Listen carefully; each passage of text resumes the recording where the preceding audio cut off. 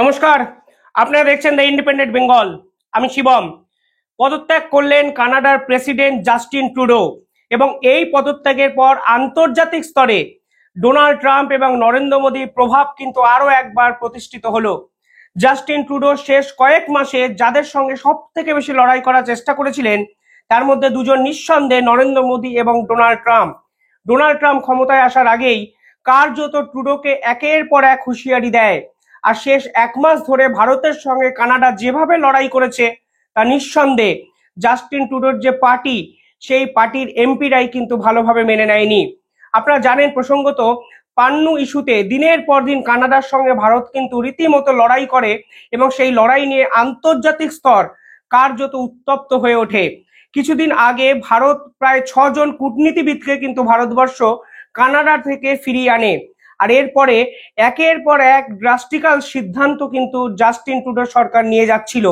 আর এর ফলে এখন যে জাস্টিন ট্রুডোর পার্টি সেই লিবারাল পার্টির এমপিরাই এই ট্রুডোর একাধিক সিদ্ধান্তে এতটাই বিরক্ত যে তারা চাইছেন যেন ট্রুডো প্রেসিডেন্ট পদ থেকে পদত্যাগ করেন।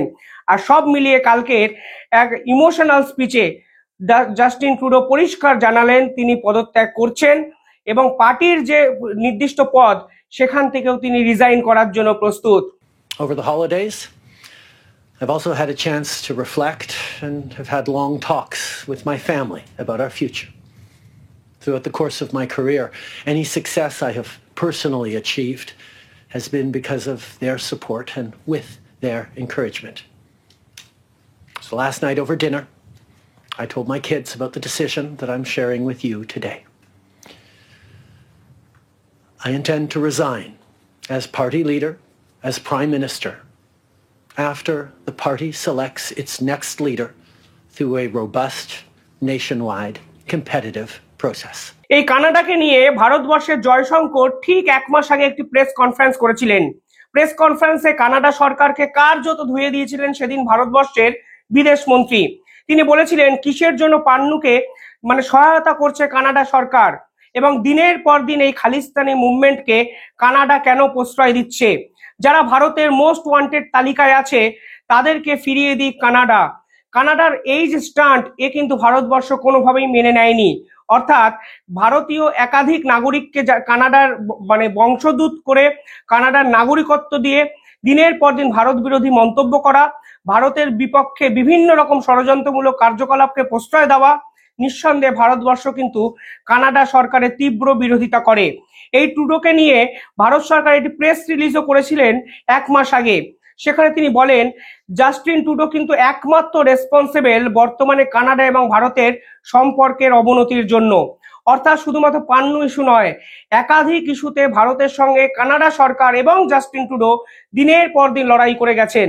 আর কালকে এই পদত্যাগের পর কেউ কেউ আবার ডোনাল্ড ট্রাম্পের সঙ্গে জয়শঙ্করের এই মিটিং এর পরেই এই ট্রুডোর পদত্যাগের যে রূপরেখা তৈরি হয়েছিল তা কিন্তু বলতে শুরু করে দিয়েছেন। ডোনাল্ড ট্রাম্প কিছুদিন আগে এই কানাডাকে সরাসরি বলেছিলেন কানাডাবাসী আপনারা এসে আমেরিকার সঙ্গে যুক্ত হন এবং কানাডাকে আমেরিকা একটি স্টেট ভাববে এবং জাস্টিন ট্রুডো কোনো প্রেসিডেন্ট নয়, তিনি কিন্তু একমাত্র ওই স্টেটের গভর্নর। যা নিঃসন্দেহে জাস্টিন ট্রুডোর যে প্রভাব এবং প্রতাপ তা কিন্তু আন্তর্জাতিক স্তরে খর্ব করেন। অর্থাৎ ডোনাল্ড ট্রাম্প এবং নরেন্দ্র মোদীর জুটি যেভাবে জাস্টিন ট্রুডোকে আন্তর্জাতিক স্তরে কোণঠাসা করার পরিকল্পনা নিয়েছিল তা কিন্তু আজকে কানাডার যে আনুষ্ঠানিক যে পার্টি, যে ক্ষমতায়ন পার্টি তাদের মধ্যেও কিন্তু ছড়িয়ে পড়ে এবং ইন্টারনাল যে পার্টির যে এমপি আছে তারা কিন্তু রিয়েলাইজ করে যদি ট্রুডো প্রেসিডেন্ট পদে থাকেন তাহলে কিন্তু কানাডা আন্তর্জাতিক স্তরে শুধু নয় ইন্টারনাল পলিটিক্সকে কার্যত পিছিয়ে যেতে শুরু করবে একটু একটু করে। কিছুদিন আগে ডোনাল্ড ট্রাম্প আরো কিছু কথা বলেছিলেন। তিনি বলেছিলেন যদি ট্রুডোর সঙ্গে আমেরিকার সম্পর্ক এরকম থাকে তাহলে কিন্তু আমেরিকা পরবর্তীকালে 25% ট্যারিফ লাগাবে কানাডার বিভিন্ন এক্সপোর্টের উপর। অর্থাৎ ব্যবসা বাণিজ্য করার জন্য আমেরিকাকে প্রায় 25% কর দিতে হবে। আর এটা শুনে কানাডার নাগরিকরা রীতিমতো ক্ষুব্ধ হয়ে যান। তারা সরাসরি বলেন কিসের জন্য প্রেসিডেন্ট দিনের পর দিন ইন্ডিয়া এবং আমেরিকার সঙ্গে লড়াই করছেন। ডোনাল্ড ট্রাম্প ক্ষমতায় যখন আসবেন অর্থাৎ জানুয়ারি 2025-এ এসে যদি কানাডার উপরে স্যাংশন লাগান তাহলে কিন্তু কানাডার হিউজ একটা ব্যবসা বাণিজ্যের একটা জায়গা কিন্তু সংকুচিত হতে শুরু করবে। আর 25% কর দিয়ে কানাডার ব্যবসায়ীরা যদি আমেরিকার মার্কেটে ব্যবসা করতে যায়, কানাডার অর্থনৈতিক পরিকাঠামো কিন্তু এক নিমেষে অনেকটা পিছিয়ে যেতে পারে, ধাক্কা খেতে পারে। ফলে কানাডার যে নাগরিক তারা কিন্তু এই ট্রুডোর বিরুদ্ধে বিভিন্ন জনমত গড়ে তুলতে শুরু করেছিলেন।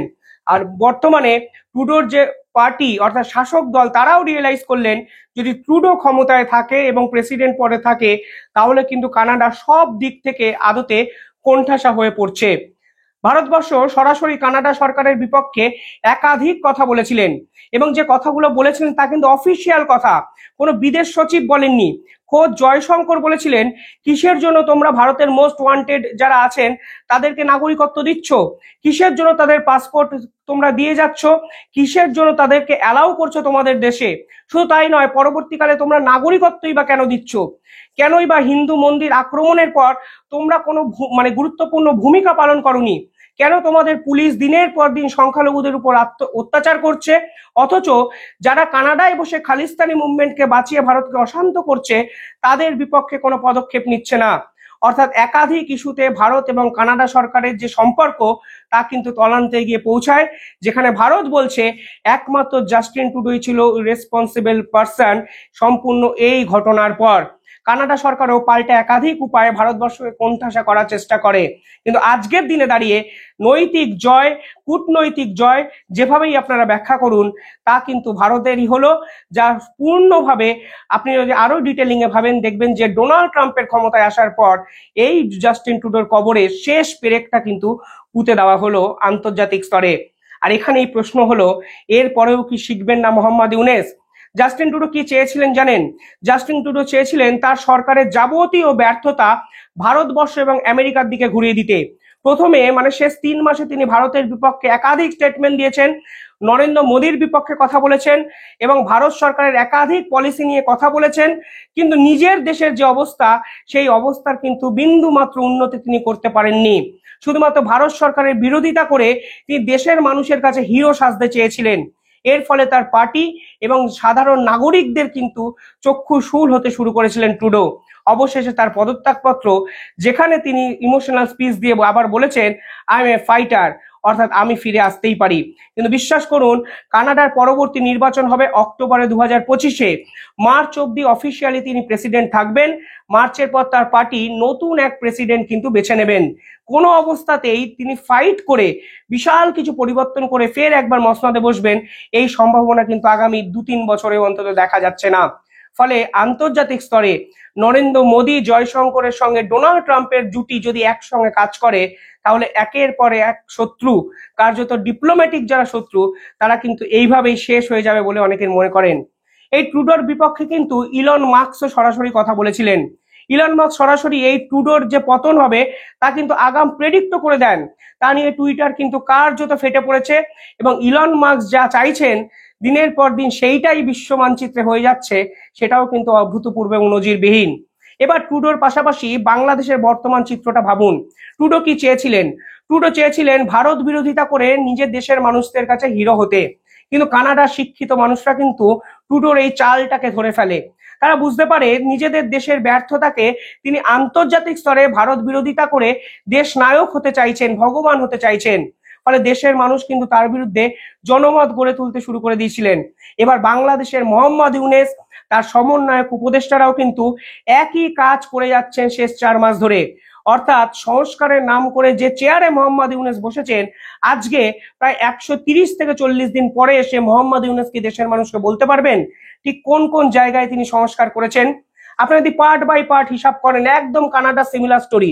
ট্রুডো কানাডার ইকোনমিক্যাল কোনো স্ট্রাকচারকে ডেভেলপ করতে পারেননি শেষ কয়েকদিনে।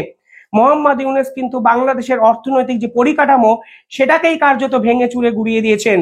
পাশাপাশি বাংলাদেশের মেন যে রেভিনিউ জেনারেট সিস্টেম সেই বস্ত্র শিল্পকে কার্যত শেষ করে দিয়েছেন। এর ফলে বাংলাদেশের অর্থ উপদেষ্টাকে কিছুদিন আগে ভ্যাট বাড়াতে হয়েছে, যা নিয়ে তার নিজের দেশের ব্যবসায়ীরাই এই সরকারের প্রকাশ্যে বিরোধিতা করেছে।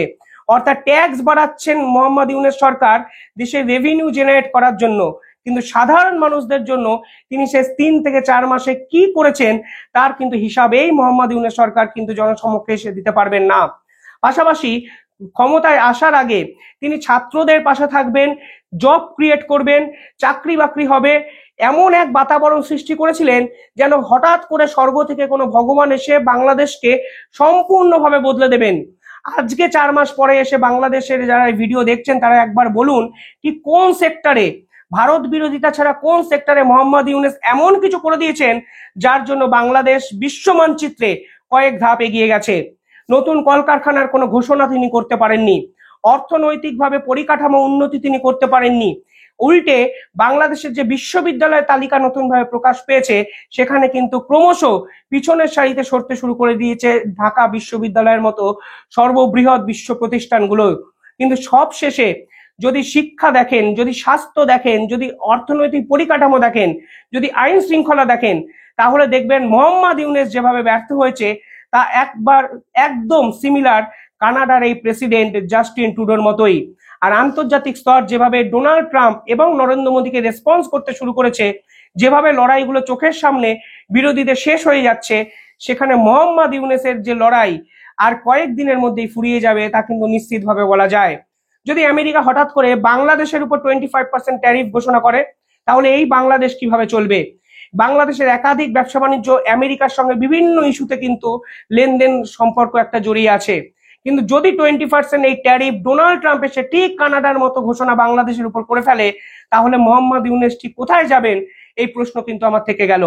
পাশাপাশি যেভাবে ভারত বিরোধিতাকে অবলম্বন করে বাংলাদেশ সরকার নিজেদের ব্যর্থতাগুলোকে ভুলতে সাধারণ মানুষকে বাধ্য করছেন, এই দিনও যে বেশি দিন চলবে না তার সব থেকে বড় উদাহরণ কিন্তু এই জাস্টিন ট্রুডো সরকারের পতন।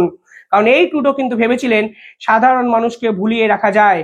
যেভাবে বাংলাদেশে মানুষদের এই উপদেষ্টা সমন্বয়করা দিনের পর দিন ভারত বিরোধিতা করে আসল ইস্যুগুলো থেকে দূরে সরিয়ে দিচ্ছেন, কিন্তু সাধারণ মানুষও কিন্তু একসময় কানাডার মতোই গর্জে উঠবে এবং এর পিছনে ভারত এবং ডোনাল্ড ট্রাম্পের কূটনৈতিক চাল কিন্তু থাকতেই পারে বলে আমার অন্তত আজকের দিনে দাঁড়িয়ে মনেই হচ্ছে।